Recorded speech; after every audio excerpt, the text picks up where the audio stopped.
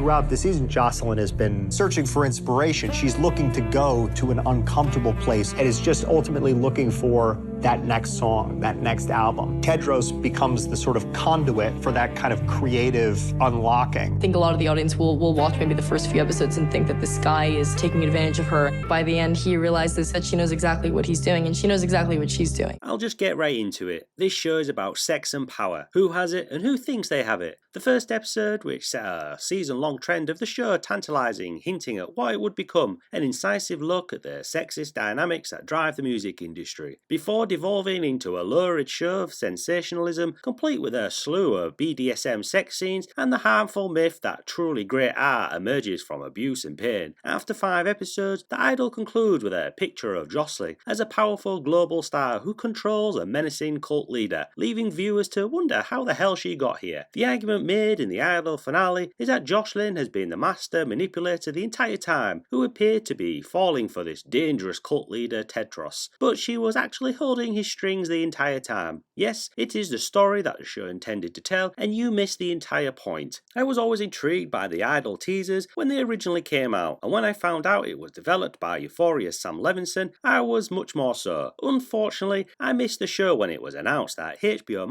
Max will not renew the show for a second season. Despite a slew of good riddance from Twitter, or X, I thought now was the right time to take a look at this show, and I have to say, I think a large portion of the audience missed the entire point of the show, or just didn't watch past the first episode because of nudity or something. If you look at IMDb, you can easily see the image. With a rating of 4.9, the show is split between a mountain of 1 and 10-star reviews. However, if you look closely, 10-star evaluations account for nearly half of the 77,000 votes, while 1-star reviews account for only 13%. When you look closer at the 1-star reviews, you'll notice that the bulk of them were turned off after the first episode due to sex, nudity, and misogyny. God forbid a show tackles adult themes, you prudes. I understand that this show isn't for everyone, but you can see the phrases like, "this made me uncomfortable," "too much nudity," "I don't like the weekend," and similar expressions in the majority of the reviews. These reviews do not assist someone in deciding whether or not they will like this show, not even in a minimally helpful way. Your opinions and a review are not the same thing. A show like this is more complex than simply being rated "too much nudity, 1 out of 10. How does the music sound, the cinematography, the performance, the scene? For this show they are consistently scored 8 to 9 out of 10. To claim it's awful because of sex, nudity, and misogyny is as bad as a criticism as criticising a video game for having pronouns. But if you don't like the dialogue, acting, music, cinematography, or thought the story wasn't engaging, great, those are genuine criticisms. Look, I'm not here to alter your view about the show, rather, my goal here is to open your eyes to what this show is really about, not what you believe it is on a surface level. Jocelyn begins the finale by recording with Mike Dean, a real-life music producer, and finishes it by adding lyrics about her relationship with Tedros. Tedros, on the other hand, attempts to take control of this session in his typical fashion when he enters the room, looking noticeably worse for wear, but Jocelyn stops him. He refers to himself as her only source of inspiration, which was once her mother, but I'll come back to that, to which she replies that he has served his purpose and must leave her home. She declares, Tedros, You want to kill the soul in the room? I'm done with you.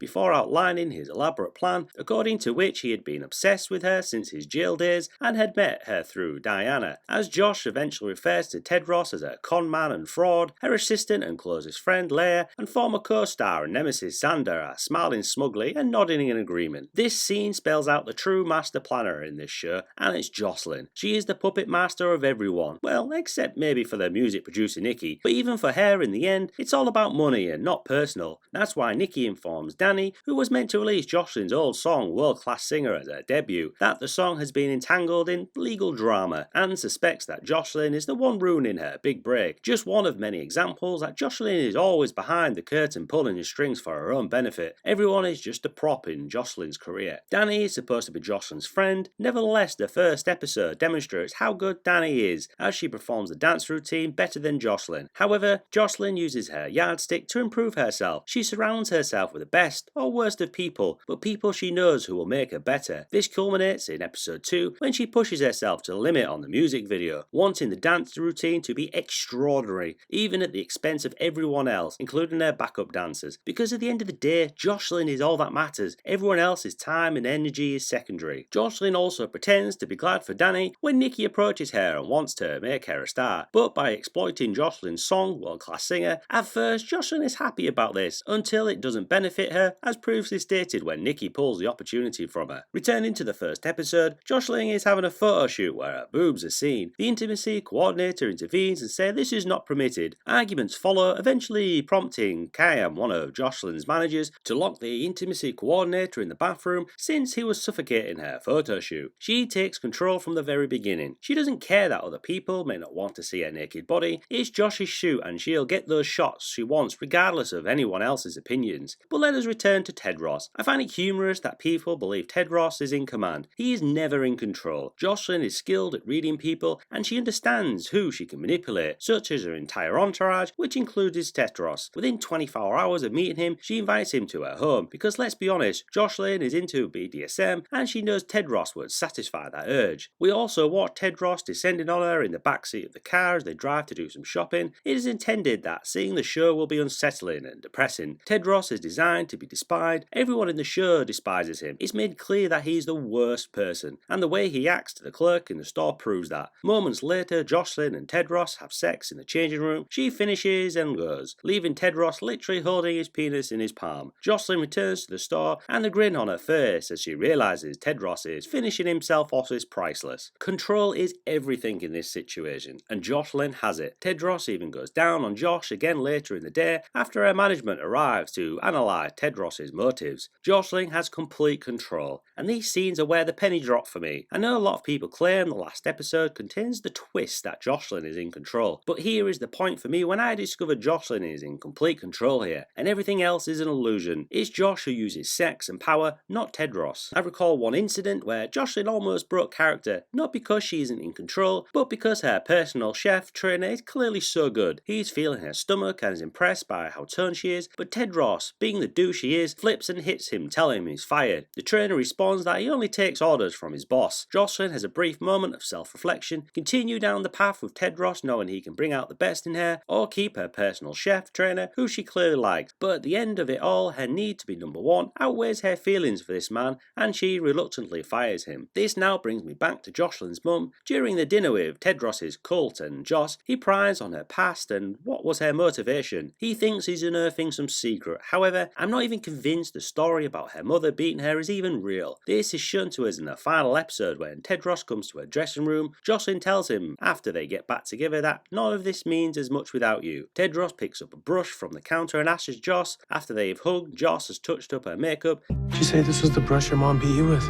It's brand new.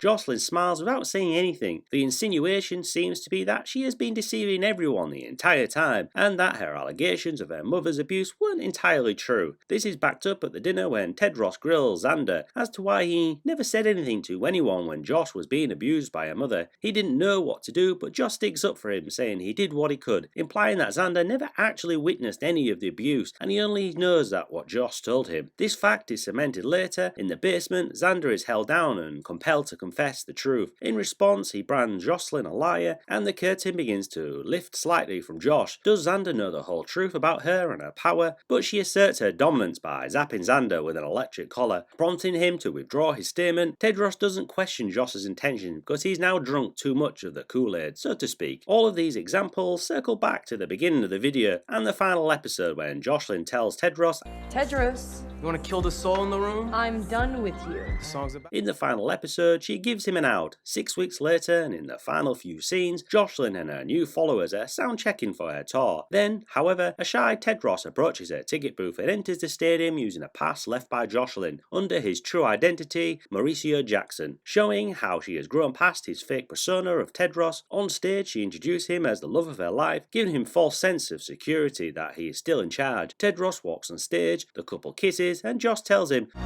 You're mine. Forever. Now go stand over there. Tedros, defeated, follows her command. This clearly cements that Jocelyn has always been in control, and now he is just another face in her entourage to do with as she pleases. I guess my only issue with the idol is that it's not a full story. The seeds of the twist were firmly planted in episode 4, when Jocelyn found that Tedros and Danny were dating from beautiful sweet Chloe. The pop star's first reaction was to phone her ex-boyfriend, actor Rob, and have sex with him as Tedros was standing outside the door. No matter whether episode 4 begins a day after the party party or a week later, Jocelyn has made such a sharp turn that her betrayal of Tedros doesn't quite fit. Simply said, it feels like a scene is missing, which makes me question what else was left out of this show's 6 episodes, which were reduced to 5. Jocelyn no longer desires to interact with Tedros. Questions aside, his artists, however, can stay. It's also a sad end for our old flame Rob, the superhero actor who is clearly smitten with Jocelyn, yet, like Tedros, he's exploited and dumped the moment he's no longer required without a second thought. All this brings me back to what the show is all about: sex and power, and it's abundantly clear that Jocelyn has it. What I find amusing is that there are so many movies and TV shows with shocking violence, racism, the abuse of slaves, war, and that's all fine. However, a show that revolves around sex and power appears to be inappropriate and people are instantly turned off. It blows my mind. You may argue that I've overanalyzed and see things that aren't there. You might be right, but at the very least, I was able to look beyond the first episode and see the wider picture. Whether my thoughts align with the show's creators' aims or not, I see a wonderful, well thought out TV show with true meaning and depth, and that's what I want from a show, to be pushed and to reflect on what I've seen. Well, that's enough rambling for one day.